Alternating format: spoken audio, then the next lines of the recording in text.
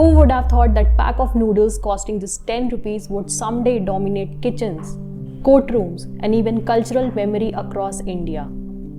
Because that's exactly what Maggi did. Launched in 1983 by Nestle, Maggi wasn't just a product, it was a revolution. In a country where food was synonymous with home-cooked meals like dal chawal and roti sabzi, a just add water noodle pack seemed absurd. But Nestle wasn't just selling noodles, it was solving a real problem. The question is, what was the real need?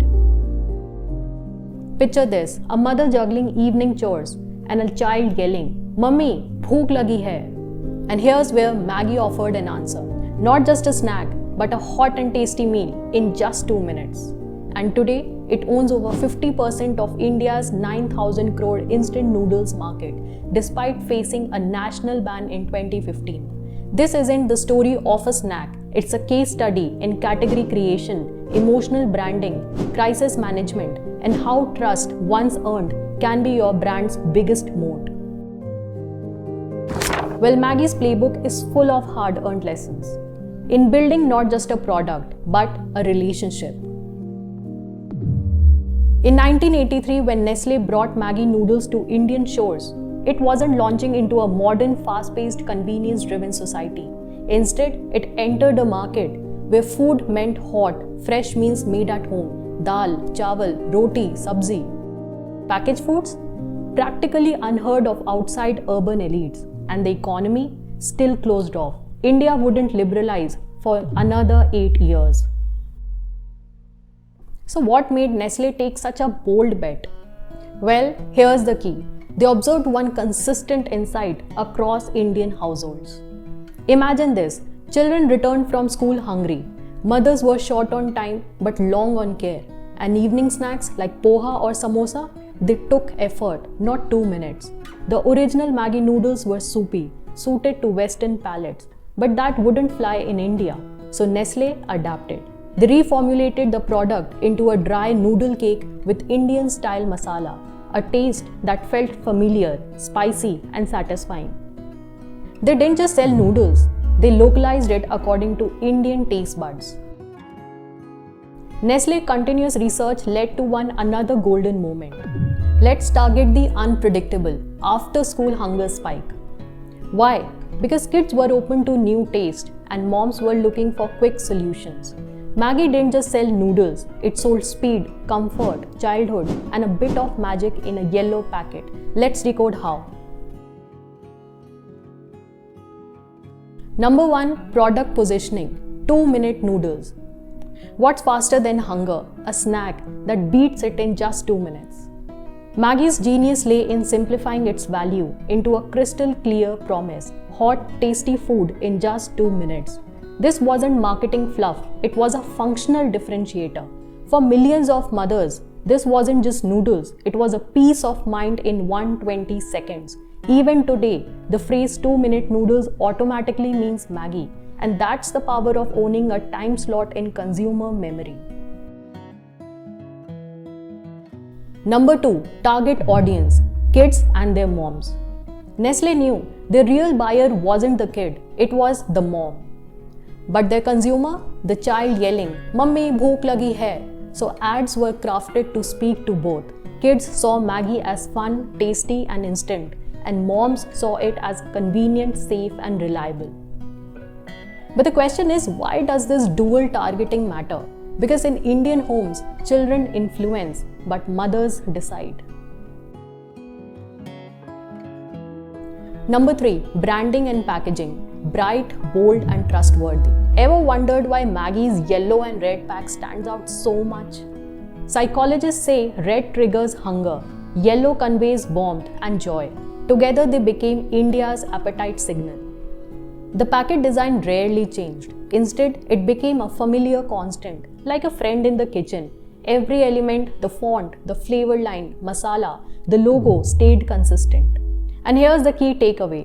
If your packaging evokes nostalgia, don't change it, reinforce it.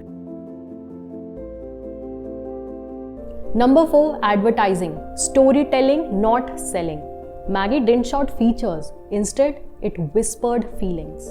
Its most iconic campaign, A mother smiling while preparing Maggi for her hungry daughter. Tagline, Mummy bhook lagi hai. It wasn't about noodles. It was about the love, reliability and home. Over time, Bollywood stars like Amitabh Bachchan and Preeti Zinta became faces of trust. Campaigns like hashtag nothing like Maggi turned into emotional hashtags, not just ads. So the question is, can a product become a memory? The answer is yes, when it consistently shows up during the moments that matter.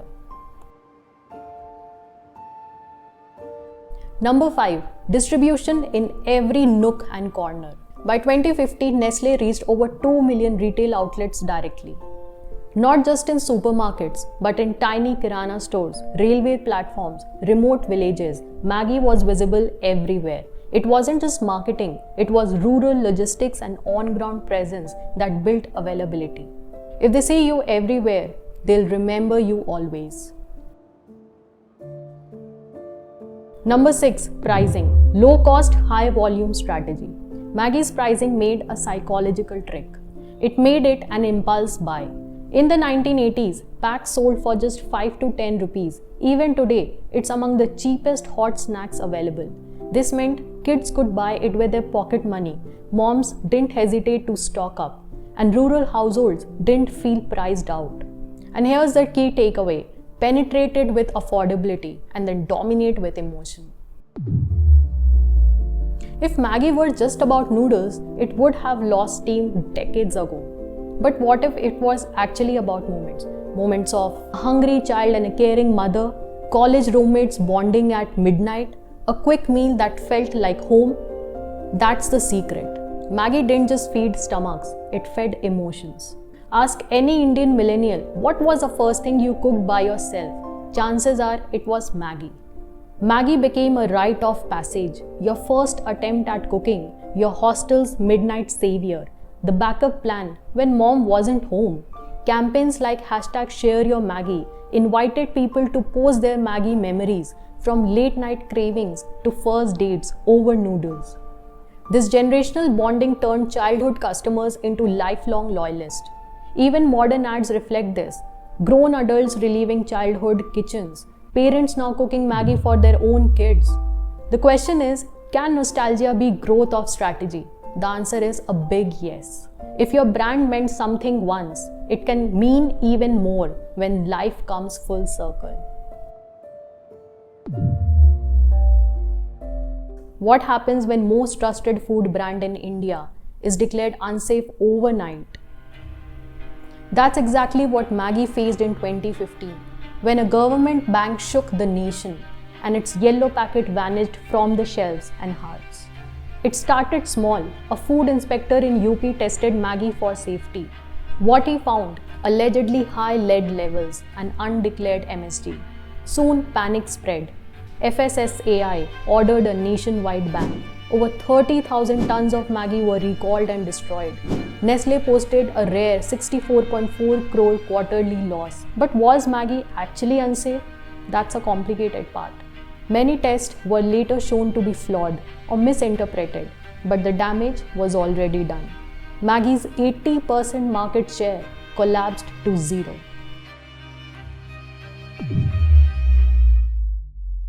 And this was the time when Maggi's marketing masterstroke truly began. Not with flashy ads, but with a bold, transparent fight to win back India's trust. Number 1, Nestle realized something fast. No amount of advertising can fix broken trust, only facts can. So they sent 3,500 plus samples to labs across India, UK, US, Singapore, invited independent testing, released reports proving Maggi was safe. The key lesson here is, in a crisis, you show proof before speaking slogans. Second, Maggi turned from being defensive to empathetic. Initially, Maggi's tone was corporate and cold, and that backfired. So they shifted to full-page ads. Dear consumer, your Maggi is safe. TV spots, behind the scenes of noodle making, FAQs, hotlines, and live chats to answer real consumer fears. Number 3, We Miss You Too campaign. Instead of pretending that nothing happened, Maggi leaned into the pain. Why were these campaigns ads so powerful? Because Maggi wasn't just saying we are back. They were saying we understand what we meant to you. In December 2015, the comeback began. Not with a bang but with a whisper. Relaunched only on Snapdeal initially. Only the classic masala variant returned, the nostalgic favorite. TV and retail ads said, "Your Maggi is back," soft, reassuring, humble. This cautious rollout let Nestle test waters, control supply, and gauge consumer sentiment. By March 2016, just 3 months later, Maggi had reclaimed over 50% of its lost market share. One analyst summed it best: Maggi had a face to fall back on, a face that millions already trusted. Maggi didn't survive the ban because of noodles. It survived because people missed it, like they missed home.